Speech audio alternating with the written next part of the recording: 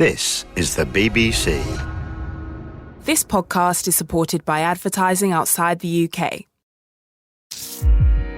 BBC Sounds. Music, radio, podcasts. Hello, I'm Emma Barnett and welcome to Woman's Hour from BBC Radio 4. Hello and welcome to today's programme. With booster jabs for the over 50s and vulnerable having just begun and schools vaccinating 12-year-olds, who better to have with me today than the woman who coordinated this country's vaccine rollout? Dame Kate Bingham is my first guest this morning, the former chair of the UK Vaccine Task Force. And as Boris Johnson, currently stateside getting ready for his first time in the Oval Office as Prime Minister for a meeting with President Biden, is defiant in his defence of the UK's booster vaccine programme, despite hundreds of millions of people worldwide not having a single dose, it's worth remembering that millions in this country also haven't had a single dose by choice. The latest high-profile example being that of the Strictly Come Dancing professional dancers. A report out today in The Sun claims there are now 3 dancers who haven't been jabbed. But my question to you then is, how has your relationship changed with colleagues, friends and family who have chosen not to get vaccinated at all? Now, I've spoken to you before on this programme about how you convince those that you love in your life and care about to get jabbed. What strategies have worked? We exchanged tips. We heard from a behavioural psychologist on this matter. But moving away from trying to convince, which I have to say, to summarise that conversation, is a very difficult thing to do. Almost nigh on impossible, it seems. What are you doing about those in your life who aren't getting jabbed? Whether you work with them, live with them, related to them, friendship groups, are you still seeing them? Are you talking to them? Has it changed things? Do you respect their decision? Are you trying to just live with it? Are you scared about seeing them as we go into the winter? Are you scared about them seeing older people in your life or vulnerable people in your life? Text me at Woman's Hour on 84844. Text will be charged at your standard message rate. Do check for those costs. On social media, it's BBC at BBC Woman's Hour, or email me through our website. As I say, my first guest today, Dame Kate Bingham, the former chair of the UK Vaccine Task Force. I'll talk to her very shortly indeed. But also on today's programme, the 26-year-old woman making history and waves as the Australian of the Year. We'll tell you all about a woman called Grace Tame. And love, heartbreak and live music from the singer-songwriter Martha Wainwright, who will be performing live in the actual studio, which is such a treat because we've had so few guests allowed to come in because of the times that we are living in. So Martha Wainwright currently tuning up her voice, I heard it just before I walked into the studio, to come and sing her latest song for us. But COVID booster jabs are now being offered across the UK. 12 to 15-year-olds are now being vaccinated in schools. And it is the work that began with Dame Kate Bingham, appointed chair of the UK Vaccine Task Force at the beginning of the pandemic by Boris Johnson and reported directly to him. Prior to this unpaid role, she worked for 30 years in the biotech industry. She's now returned to work as a venture capitalist investing in new drugs. Good morning. Good morning, Emma. Thanks for being with us today. And I wanted to start by asking you a very similar question to that of our listeners, if I can. Do you know people who haven't been jabbed? I don't actually. Now, it may be that people are too scared to tell me, but actually everybody here that I work with have either taken part in clinical trials or have been jabbed. So actually, I don't know anybody that's not been jabbed. You don't know anyone in your personal life? No. But again, they may not tell me. Yes, you're quite an unusual person to have in your life if you haven't been jabbed. I think we're going to hear some very interesting stories about this, though, because it is becoming a fault line, not necessarily a political fault line, but it's awkward, to say the least, isn't it? Well, I think there are 2 reasons why people aren't jabbed. One is some people are medically excluded from receiving vaccinations. So they may be allergic, or there may be issues, or they may simply be immunocompromised and don't have an immune system to stimulate with a vaccine. So I think those people absolutely need to be recognised because they are highly vulnerable and susceptible to infection, which may well be spread by people who could otherwise be vaccinated. And then the second group of people who are the vaccine hesitant, and then the sort of more extreme anti-vax. Anti-vax, I'm not sure you'll ever persuade them to be vaccinated, because I think their views are much more widespread than just vaccines. But the vaccine hesitant, I completely understand. And I think what matters there is a very clear transparent and factual description of what these vaccines are, how they work, what's in them, how they've been developed, and what are the risks. And actually, people's hesitancy is completely explicable to the extent they're just not well briefed, or they don't understand from people that they trust what these vaccines do. So from my perspective, is vaccine hesitancy, I think, can be addressed by getting community leaders and local people who are respected in the community, whether it's just, if you look at some of the clinical trials, some of the best sort of recruiters were patient advocates. So people had been in the trials who then persuaded people to join, especially for the therapeutic trials. Is it the case, what's your vaccination status? Because you of course, were very early on in this. I joined the Novavax clinical trial, and that trial is designed such that everybody actually had 4 doses. So 2 doses of placebo and 2 doses of vaccine. So I am vaccinated, and the Novavax clinical data is excellent. It's just the actual trial is and approval has been delayed. So I'm treated as unvaccinated in terms of many countries around the world. That must be but I know annoying. I am in fact vaccinated, and I know I'm protected. Well, yeah, because we've had a couple of messages saying, can you discuss those who took part in trials but are not registered? Which, people might not realise you find yourself not recognised yet, even though you are jabbed. Is that annoying in terms of what you now need to go on holiday and visit different places for you? I think it is really, really deeply frustrating, because those people who step forward for the benefit of everybody to actually take part in these clinical trials so that we could get clinical data and safety data early are now being disadvantaged. So yes, I do think it's a problem. And have you asked the Prime Minister to expedite that? Well, the systems are such that certainly in England you can get a green tick in your NHS app. That's not true in Scotland. Yes. So where vaccine passports are being used, there are clearly discrepancies between how people are treated. And it is not true that you can travel to many European countries because of the vaccine not being registered or recognised. So I do think it's an issue, and I worry about people's willingness in the future to step up into clinical trials, and because of the disadvantage. Because of your position, you are able to speak to those who have the ability to change that recognition. Are they going to do so? Have you spoken to anyone about it?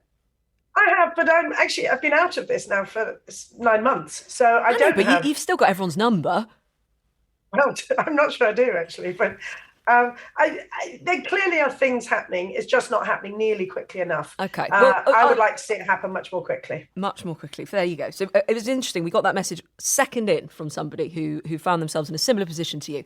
For those, but I would like to say thank you to those people, because it's unquestionable that those people who stepped forward and contributed made a massive difference for everybody, not just in the UK.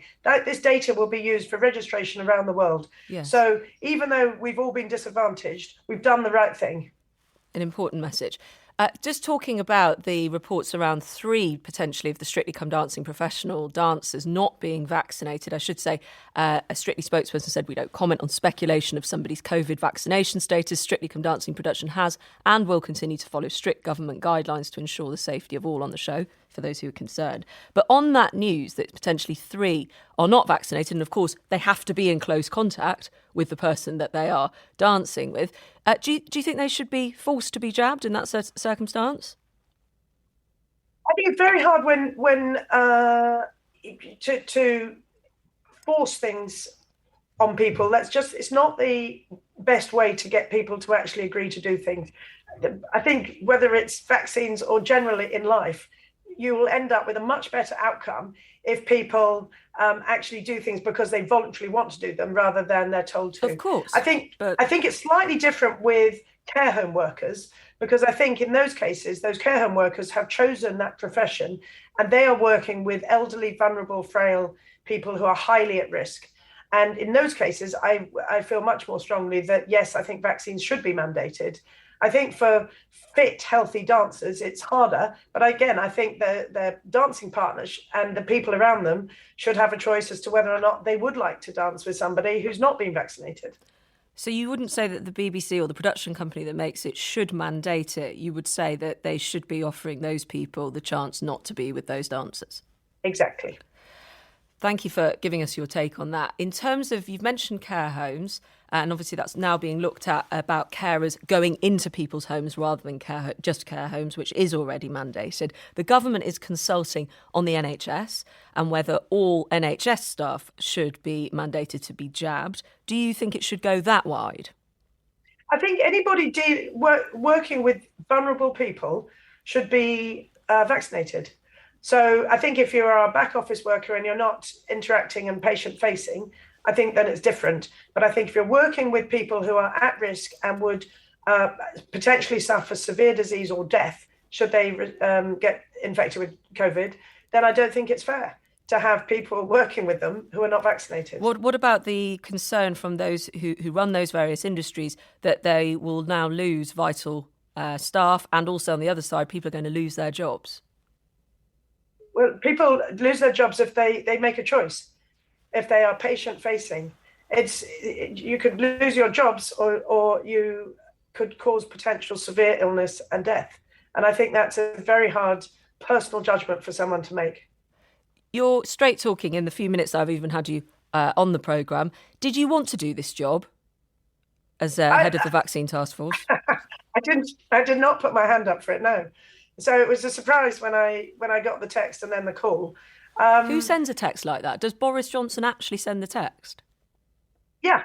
But what happened is I actually joined at the beginning on April Fool's Day because Patrick Vallance put together a expert advisory group and asked me to join that. And again, my reaction was to ask him why, because I'm not a vaccine expert. What I do is turn clever science into new drugs. And he said what he really was looking for was the horizon scanning and seeing the new companies that were coming up with vaccines and have that, insight into the industry. So I was actually on that advisory group for a month. And then I got a text. And yes, the first text was from Matt Hancock, and then the second text from the Prime Minister. So that's exactly what happens. And they say, can you speak? And you take the call and very quickly, I mean, we should remember, not normal times in terms of the emergency that was going on. I mean, it's still going on, but it was all hands to the pump. A lot is going to be said and has already been said about the adequacy of our response. But a lot was said about the way that you got the job, but not just that, whether you were the right person for the job. You came under a barrage of criticism about not being an expert. You've just explained there as to why you were selected, or one of the reasons why you were selected. Did you find that difficult to cope with? It was a lot of it. I was looking back through the press, was at the back end of last year. Yes, of course I did. And the bizarre thing was that the press actually really was starting to have a field day after we had the data from the Pfizer vaccine. So the 9th of November last year was when we first saw that the Pfizer vaccine was, over 90% effective, which was beyond our wildest dreams of efficacy. And so to continue to, and the UK was the first country to sign a deal with Pfizer, and we had a very material portion of the supply of that vaccine. So it seemed bizarre to me that I was getting all this stick for something where we'd actually selected what was turned out to be the first vaccine to get approved. We were the first country, as you know, to start vaccinating anywhere in the West. And yet I was getting all this stick about, chamocracy and everything. I mean, I'm corrupt, I'm inept, I'm self-enriching, I'm incompetent. I mean, there were very few allegations that weren't made about me from people that just did not look at the record. And actually, if you look at my record of 30 years doing this, taking science, developing into drugs to treat severe unmet diseases, not vaccines to be fair, but therapeutics. Obviously, I knew in terms of the industry, I either knew people personally or I was at best one step away from that. So it was a good job, actually. I really enjoyed doing it. And we had fun. And I think we were effective. Well, but yes, it was difficult having the press. What do you suspect was at the root of that? Was any of it to do with you being a woman? I actually don't think it was actually to be being a woman. I think it was unhelpful that I am extremely happily married to a Tory MP. So I think there was a lot of it was political, and a lot of it fed into the media narrative of the time of chumocracy and people being given contracts when they weren't the right people to be contracted with. So, and I think just to split out those things just for a moment, because I'm certainly not going to, not least on Woman's Hour, define a woman by her husband. But it is Jessie Norman that you're talking about there, in case people are wondering. But there are some separate issues there around how various contracts have been awarded. That wasn't about you. It was more about whether you were the right person. Some of that you might wish to comment on, but I was talking actually about whether you were the right person for the job and how you got the job. Yeah, so I'm totally comfortable, actually, in many ways, in hindsight, that I was the right person for the job, because actually, precisely interviews like this have forced me to go back and think, what was it that I brought and my skills that actually made the Vaccine Task Force work? So remember, I was appointed in May. We had the first data in November, and we vaccinated beginning of December. So it was a little over 7 months. That we managed to go from start to finish. And actually, I think that my venture capital background is exactly the right background for this. So the way we work with to develop new drugs is recognizing that lots of things are going to fail. So you have to build a portfolio, and you have to build in that recognition that you are going to lose money and you're going to lose opportunities because they simply won't work. And that means the way we work is much more in partnership than adversarial, which again is very different from how government contracts are normally placed, which is much more typically sort of arm's length procurement contracts. And what I was given the flexibility to be able to recruit my own expert team, which we then embedded into government. So I could bring in people who were experts in clinical trial design, manufacturing, the vaccine discovery and development, the whole aspect of going from start to finish to get vaccines to people. And having that strong support from government actually was really important, so that we had a very slick decision-making process. I had a single investment committee made up of the Secretaries of State for Business, Health, Cabinet Office and Treasury. I didn't make any spending decisions, period. We would make recommendations and the ministers would make the spending decisions.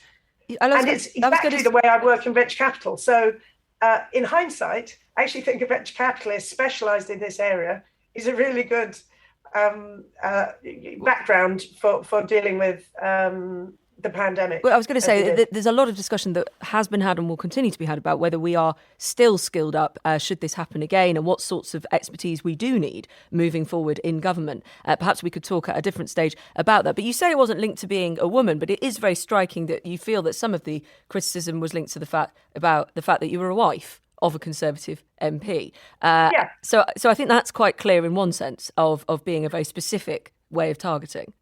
Yes, and I think that, if you just look at all the media reporting, it always put my age in, which I found bizarre. And it would always say Kate Bingham, 55, wife of Tory MP. And I think that is definitely not a good way to treat people, especially somebody who's come in from the private sector to put a career on hold to actually come in and help people. But you don't think it's sexist? I think it's more politically driven than sexism, but I do think it's sexist to be described by your husband. But my husband has been phenomenal, and his support for women and diversity is actually one of the reasons this has worked so well. Well, I was going to say, he is in the news in the last few days because apparently he stood down from his role in the Treasury to make way for greater diversity and women in the latest reshuffle. So I don't know, was that your influence? The other way around, I should ask. No, Jess has very strongly held views about diversity and supporting all those who actually can make a contribution. So for those of you who know him, it comes as no surprise that that is the way he behaves, because he's highly principled and ethical and effective. Now, there are not many people that have a track record like he's got. This isn't his interview, so just let me get back to you, if I may, very, very briefly, on something that we did mention right at the top. Do you feel comfortable with the booster programme? Because, of course, the world is looking, we're all not safe till all of us are jabbed. One part of that message. Boris Johnson has defiantly defended that decision today, despite millions of people around the world not having even a first jab. Do you think it's the right move? So I'm very mixed on it, actually. The JCVI, which has made the recommendation to boost groups 1 through 9, which were the original vulnerable cohort, which is all adults over 50 plus adults with severe underlying disease, are definitely those who are most vulnerable. So and the JCVI has absolutely called it correctly every single step along the way. So, and they are experts, and I think they've done a great job. So I'm certainly supportive that those who are vulnerable should be boosted, because there's no doubt that we do see a decline in vaccine efficacy over time, especially for the mRNA vaccines. But I do think the stats are very worrying. I mean, we've got in low-income countries, less than 1% of people have actually been vaccinated. 80% of vaccines have been administered in high and upper middle income countries. And California, if you take that as an example, has 3% of the population of Africa, and yet nearly the same number of vaccines have been administered. So it is the wow, longer the virus, it is a massive stat. Yeah. And the longer the virus circulates unchecked in these countries, the more the likelihood is that we will see an escape variant, because viruses do mutate. They're not good at replicating accurately. And so the more they replicate a lot, the more risk we have. Now, at the moment, the vaccines are working, and that is amazing and wonderful. But I do worry that we are not getting vaccines to low and middle income countries quickly enough. And I also worry that the G7 alone could be wasting nearly 250 million doses, which will expire based on the shelf life if they don't distribute, even after boosters. Yes. So I do think there's a serious political choice to make as to how do we get these doses. This will be on the table, of course, with those meetings ongoing stateside. Dame Kate Bingham, I'm reliably told you relax by bog snorkeling. I wish we could go into that a little bit. I've run out of time. Thank you very much for joining us this morning. Thank you. A message here about vaccinations and friendships and colleagues. As a couple, my husband and I feel a little lonely as some of our best friends are anti-vaxxers. It feels futile to try and convince others who hold such strong views, and we value lifelong friendships. But it's getting harder and harder to discuss the world when up against those who believe conspiracies. We're shocked and a little depressed that such good friends would be this reckless.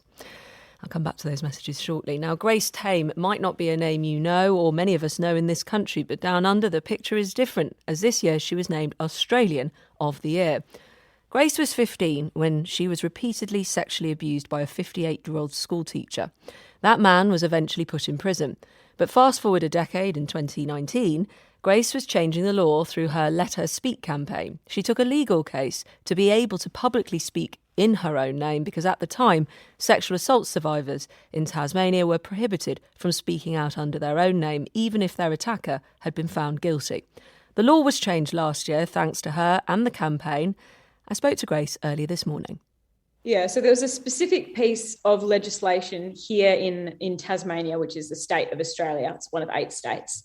And that specific piece of legislation made it illegal for survivors of child sexual abuse to self-identify and share their stories publicly under their own name in the media, even after they turned 18 and gave their consent to do so in the interest of, in public interest, for the purposes of education and progress. And wanting to perhaps as well for themselves own their story and talk out. Yeah, to take some power back, I suppose, because, abuse, and in particular child sexual abuse, is characterised by a complete loss of power and autonomy at the hands of, a pedophile or a perpetrator. And why was this so important for you? So I was driven by, this burning need to share my experience of grooming, to help shed some light on it and to educate the public, and to end the silence, because evil thrives in silence. It's a weapon of evil. And in terms of what happened to you as a child, it was with regards to what your teacher did to you and how he groomed you. Yeah. So I'm a survivor of child sexual abuse. Actually, I was first abused as a 6-year-old by an older child who asked me to go into a closet and undress before molesting me. Now, when I was 15, I had moved from a public co-ed primary school to an all-girls high school, and I was battling anorexia. And one of the things that underpinned my anorexia was my experience of abuse as a 6-year-old. And I shared that experience of abuse with one of my teachers, who was, positioning himself as somebody who had an interest in helping me, who cared for me. He had a duty of care.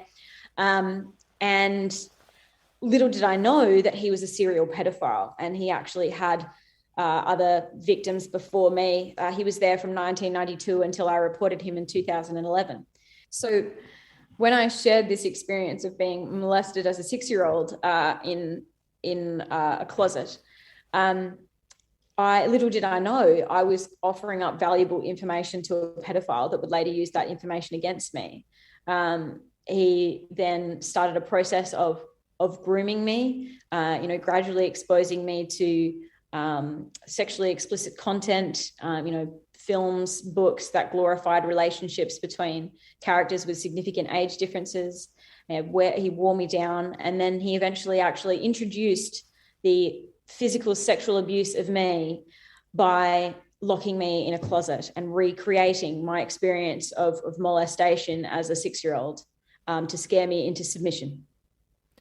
And this continued, this abuse of you for some time. Yes. He each time he saw me after that, he would add another unforeseeable element. He used veiled threats like, I'd lose my job if anyone hears about this, and you wouldn't want that, would you? I mean, this is a man who was twice my size and almost 4 times my age. He eventually, he tried, the first time he tried to rape me, he actually didn't succeed in penetrating me. So he ended up dropping me off on the side of the road. But he did eventually succeed in raping me. And then that became the norm. He would rape me before school, after school, on weekends. The abuse went on for months. It ended when the school year ended at the end of 2010, just before we broke for the summer holidays. But he continued to stalk me well into the next year, into 2011. He was turning up to my work on weekends. He was, sitting outside my house at night in his car. He learned my timetable. So, even though he wasn't actually one of my teachers in year 11, I would, sometimes be overwhelmed with this feeling like someone was watching me in class, and I would look over my shoulder and he'd be standing in the classroom doorway, just staring me down. And so I eventually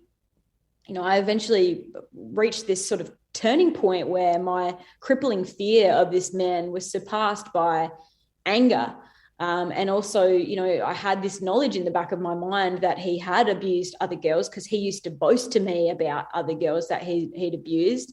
And I thought, my silence and inaction in this case could potentially be, a factor in somebody else's abuse. And I couldn't live with myself with that. So I disclosed to another male teacher, a brilliant man by the name of William Simon, who's a proud gay man with a demonstrative value of people over policy and a healthy disrespect for the status quo.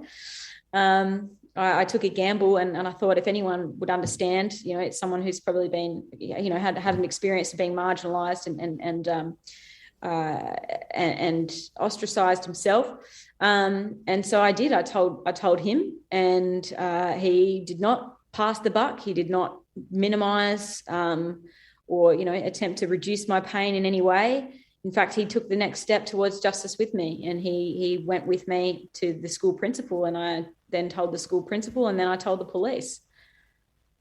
And that led to him going to prison? Yes, he was found. The police found him with 28 multimedia files of child abuse material on his computer, including a trophy file of some of the other students who were topless, who had to be identified by another member of staff. But he was charged, interestingly, with maintaining a sexual relationship with a person under the age of 17. Now, that same exact charge in other jurisdictions around Australia was the persistent sexual abuse of a child. And if you doubt what impact language has on perception, the first front page headline that came out in our local paper in Tasmania because of the wording of that charge, the first front page headline that came out was "Teacher admits to affair with student."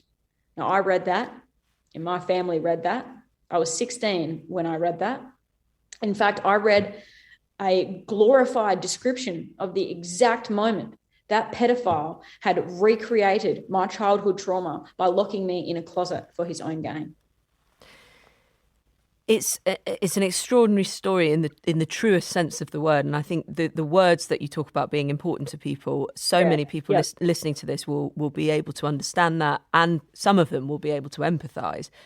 But a lot of people, if they'd gone through anything remotely like that, may think, I don't want to be anything to do with this in the future. I don't want this to be who I am, and perhaps I don't want my name out there because I want to try and move on and do something completely different.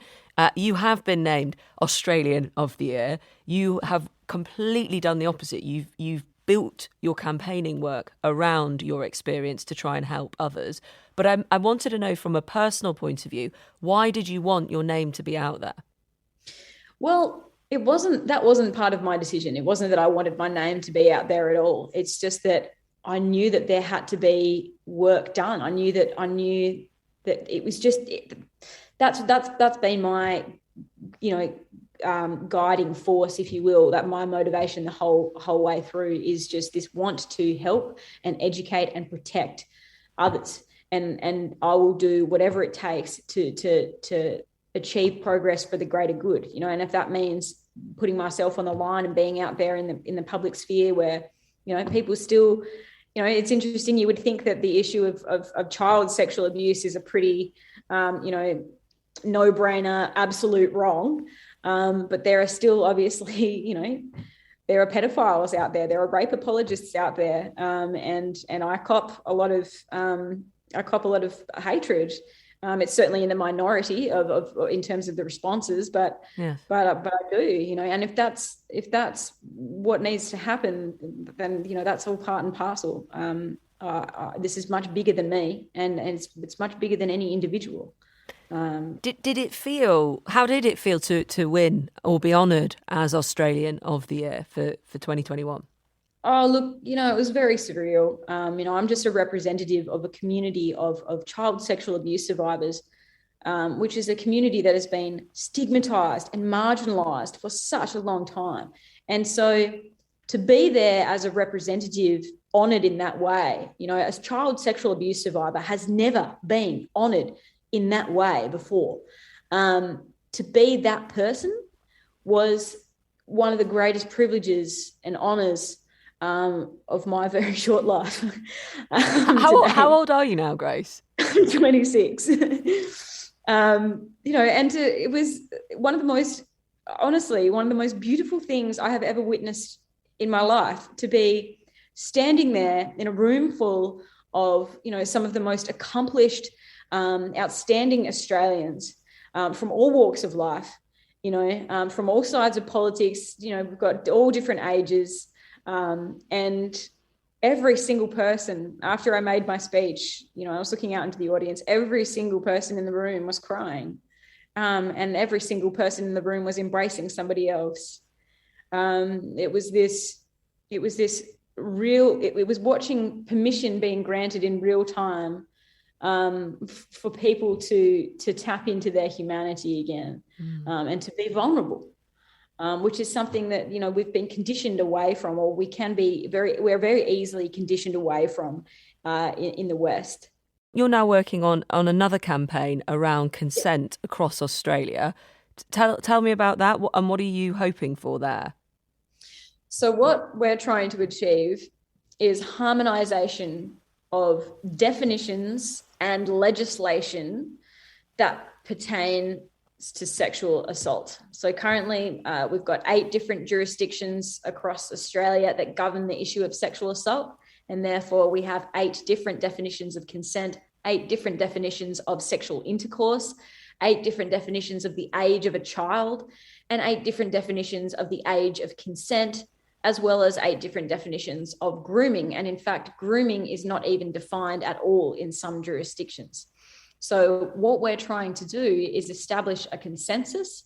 We're trying to establish a national approach to these issues, because until we have a consistent definition and understanding of each of these things, we can't possibly hope to educate properly around them. And that's part of the problem, is that our ignorance is feeding the criminal behavior. It's something that predators are capitalizing on. Would you ever consider going into politics yourself? No.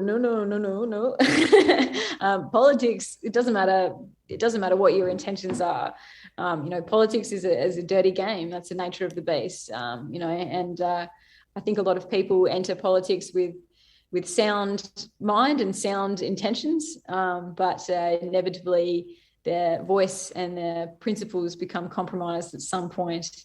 And I am just too stubborn, and I'm also too cheeky for politics. Oh, no, some people may say you're the right kind of person to go and try and clean up, as you put it, at what you see as a dirty game. Just finally, I can see, because we're talking on video call, and I'm aware this is radio, so I always have to make sure I describe things for our listeners, that you've got some tattoos here on your hands or your arms, as I could see a little peek. Have you care to share what any of those are?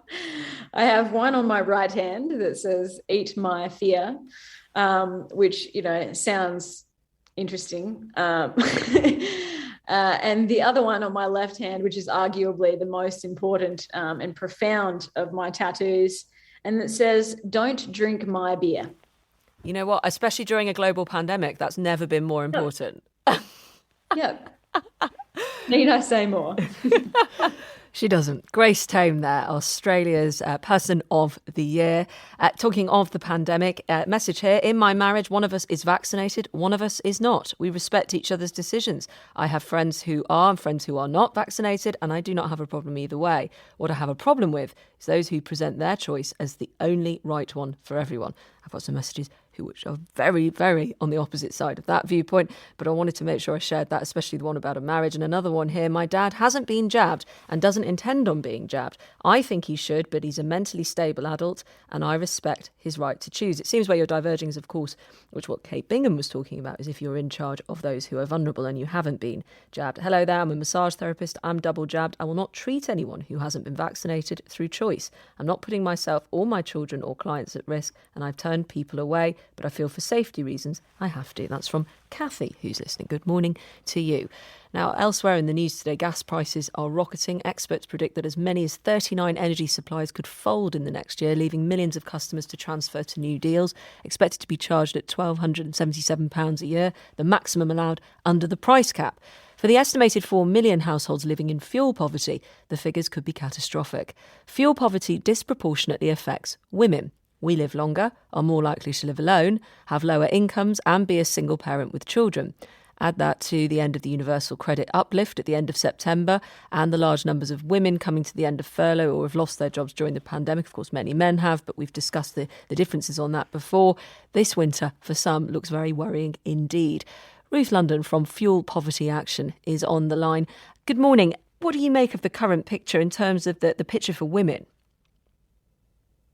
People are just now waking up to how bad it really is for everyone. Before the pandemic, about 10,000 people a year were dying in this country because they couldn't keep their homes. And of course, as you say, women living longer are among the most vulnerable to that. Not only do we live longer, we have lower incomes. When we're working age, you get lower wages. When you're older, you get lower pensions.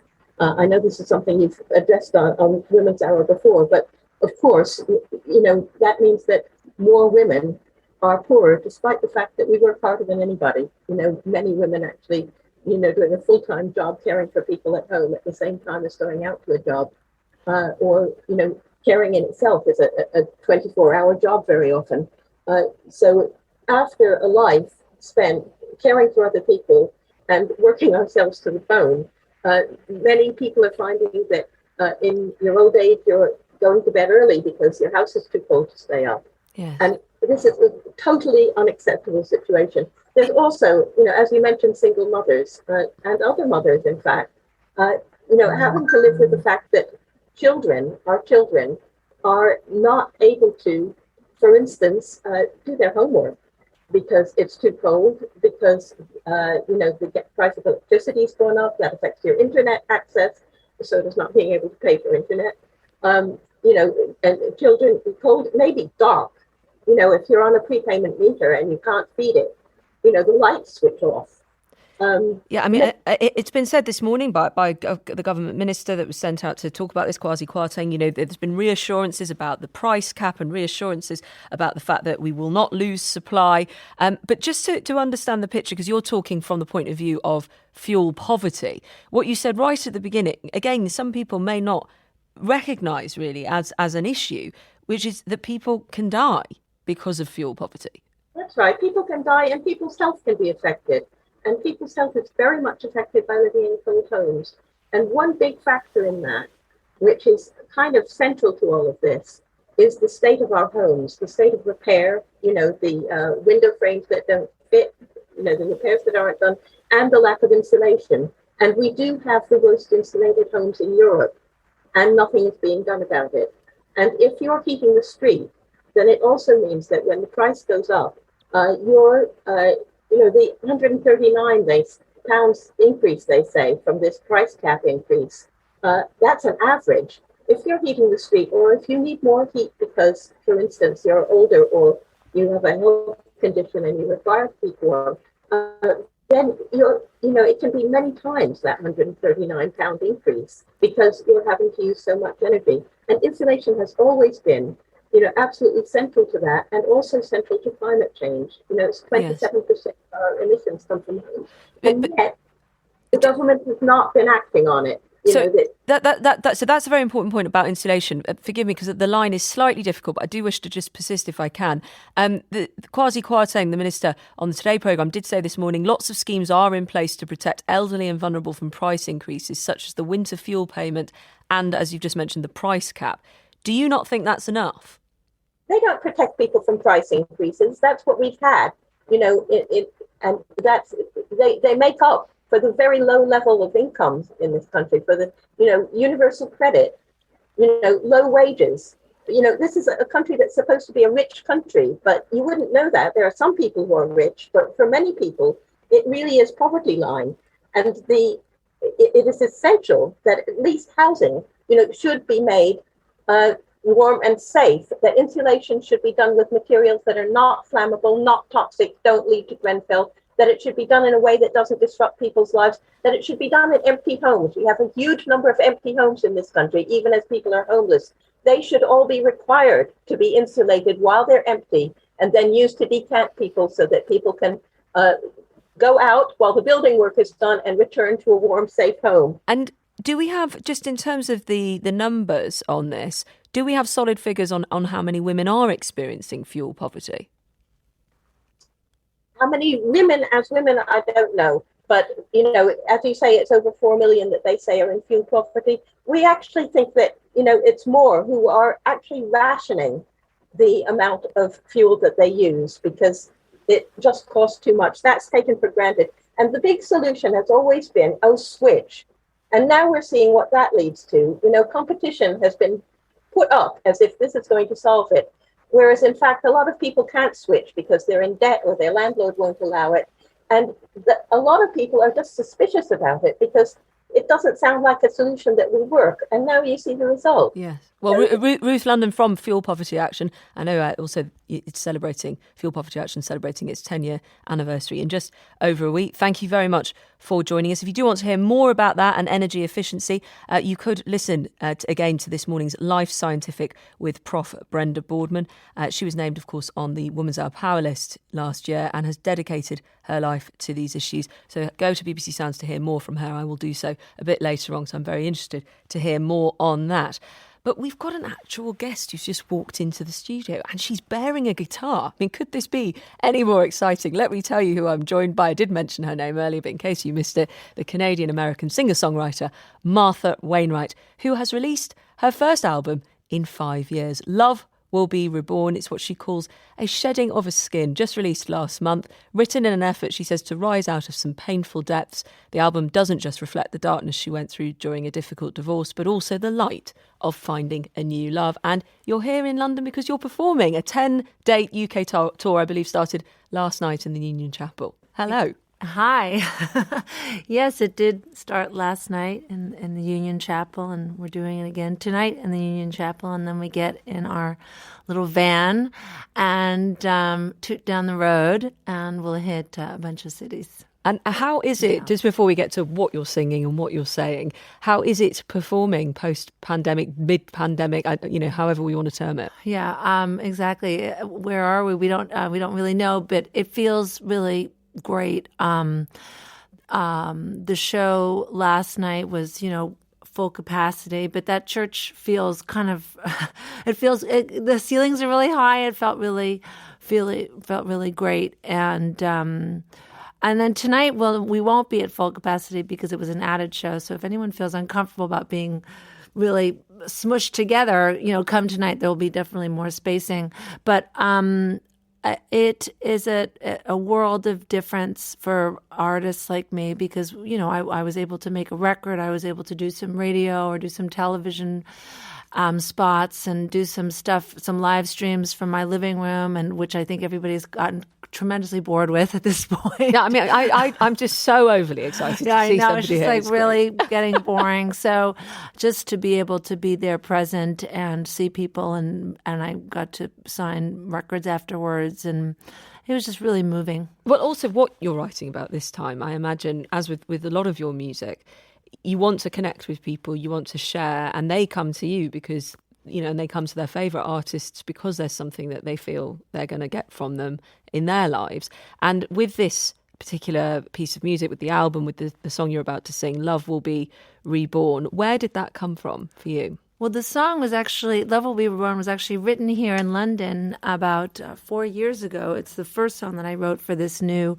record. And I was really surprised when it sort of came out of me very quickly through tears at how hopeful and positive it is, because it would seem that I was just really in a kind of a scary place. I was on the road. I was at the beginning of a difficult separation and divorce. I hadn't seen my children in a while. There was a lot of uncertainty, but this sort of positive mantra showed up and came through my voice and my fingers. And so I've been holding on to that for the last long while, and just being able to sing it and being able to sing in general really helps. And everyone knows that who sings. It just really helps in your emotional state of mind and any crisis that you might be going through. And these songs, like most of my songs, like a lot of my records, are quite autobiographical, or they're sort of based on things that are happening in my life. But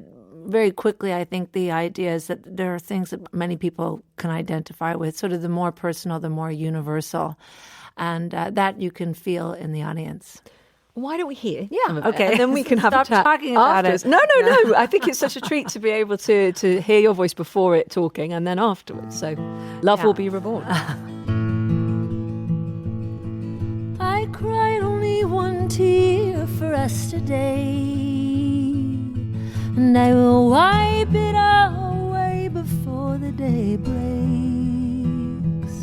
And there's love in every part of me, I know, but the key is falling deep into the snow. So when the spring comes, I will find it. Beautiful. Martha Wainwright, Love Will Be Reborn. A song that was born, you say, here in the UK when you were making some journeys, and it came to you as a mantra. You say in some of the works that I've read, when you've been speaking to people about your divorce, that it was so dark and you'd never expected to feel such hate, which is a strange question perhaps off the back of that. But the darkness for people is so real. I think that's, it can be really overwhelming, and it's so sad to use that word because it's harsh. And, and I think about, I was obviously adored and loved my ex-husband, Brad Alberto, who's, I think, been in the studio with me, worked with me for many years, and we have 2 beautiful children. And I am hoping that this song I'm hopeful that maybe there'll be some reconciliation at some point and that we can get beyond this difficult time. And it's already getting better, I would say. It has to, because you just have to start to let go. And I just was so, it was really, for me, it was about the kids. And because I travel for a living and I don't have a conservative type of job, and when there's custody issues that come up and money issues that come up, it can get really scary, and you can just have these really strong feelings that I never thought I would be dealing with, and anger, and fear. I think that was really the biggest fear of not being able to have access to your children and being afraid of being it's just hard, when you work nights or you're kind of considered different than, judges or, the court systems can be kind of rough on you, and you just get really scared, you know. And has that fear, where are you now with all of that? Well, I'm accepting, I'm accepting a lot of things, to letting go. I think, there's, one of the things that does happen when you get divorced is that you do have to share your kids. And as a mom, that was really hard for me, but I have to put on a good face. I don't want the kids to see me down or pull them down into my own, fear and sadness. And I, recognize that maybe some of these emotions are not just based on this divorce, but also on, stuff that happened to me as a child or whatever. I'm a child of divorce myself, and certainly have some issues around that. So, I feel, being able to come here, being able to play at places like the Union Chapel, being able to walk around these beautiful streets in this beautiful city of yours, it just makes it okay. And to sing songs, and then I FaceTime with the kids and I go, okay, they're fine, they're happy. I'll see them in 10 days. It's going to be okay, Well, I mean, right. the song is so beautiful, and love in your life now, I believe. Yes, that was the other... is a good new reality. Exactly. It was a foretelling thing, because I would never have expected. I guess it's sort of a classic thing.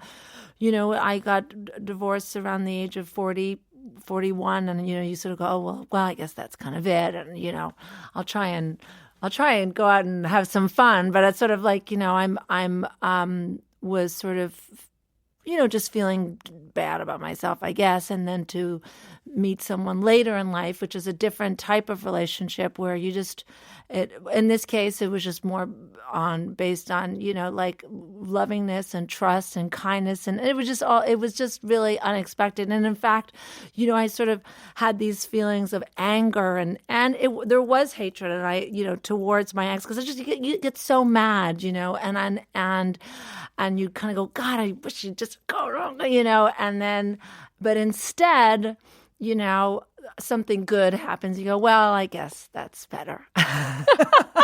and that's part of the music and part of the story that you're telling at the moment. And we already, as you would imagine, have many messages. I have this wonderful machine in front of me that shows me some of the messages coming in. That just brought a tear to my eye, says Solo Mama on Twitter. And Lottie says, gosh, that's beautiful. Martha Wainwright, thank you so much for being with us. Love Will Be Reborn is the name of the track and the album. And thank you for your company today. I'll be back with you tomorrow at 10. That's all for today's Woman's Hour. Thank you so much for your time. Join us again for the next one. Lifelines, a new series of the multi-award-winning Radio 4 drama, now available as a podcast. SOS. Sometimes heart-stopping. Help us. Sometimes heart-starting. No air. Always matters of life and death. And ambulance service? Is the patient breathing unconscious? Subscribe to Lifelines on BBC Sounds.